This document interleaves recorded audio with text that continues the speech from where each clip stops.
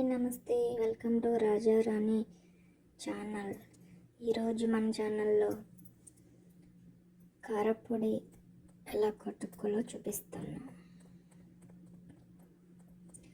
First pan పెట్టుకొని నువ్వులు వేసుకొని రోస్ట్ చేయాలి. మీకు ఆయిల్ కావాలితే ఆయిల్దైనా చేసుకోవచ్చు, నేనైతే ఆయిల్ వేయట్లేదు. తర్వాత అరిసి గింజలు, బ్లాక్ సీడ్స్ అంటారు కదా, అవి వేసుకుని అవి కూడా రోస్ట్ చేసుకోవాలి.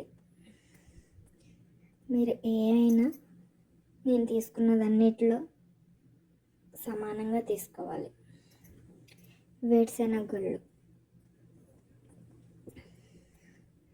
అవి బాగా వేగే వరకు స్లోలో పెట్టుకుని వేపుకోవాలి, ఎందుకంటే అవి మాడిపోతాయి, లోన ఉడకు. కాబట్టి స్లోగా పెట్టుకుని వేపుకుంటే బాగుంటుంది.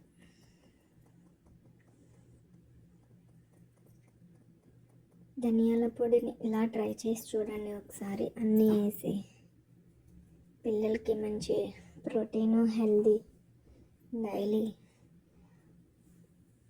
ఒక ముద్దలో వేసి పెట్టండి. ధనియాలు, మీ కారానికి సరిపడగా మిర్చి, ఒక స్పూన్ జీలకర్ర, ఒక 4-5 మిరియాలు కూడా మీ ఆప్షన్. ఇష్టం అంటే వేసుకోండి, మీకు నష్టం లేకపోతే మానేయచ్చు. అవి కూడా రోస్ట్ చేసుకుని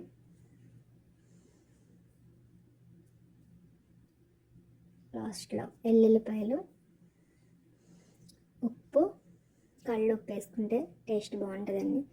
అవన్నీ చల్లారాక మిక్సీ పెట్టుకుని, మీకు మిక్సీ ఇష్టం లేని వాళ్ళు రోట్లో కూడా పొడి కొట్టుకోవచ్చు. అది ఇంకా టేస్ట్గా ఉంటుంది పొడి కట్టుకుంటే, రోట్లో కొట్టుకున్నది.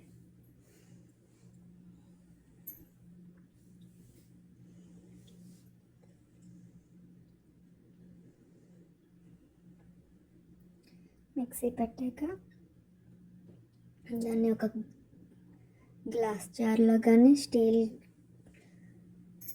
డబ్బాలో కానీ స్టోర్ చేసుకుంటే 2-3 నెలలు నిల్వ ఉంటుంది.